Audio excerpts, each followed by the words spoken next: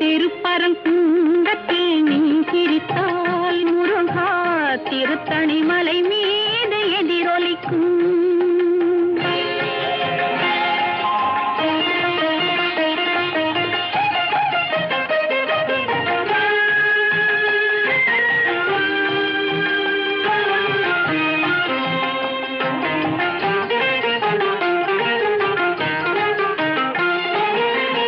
பழனியிலே இருக்கும் கந்த பழம் நீ பார்வையிலே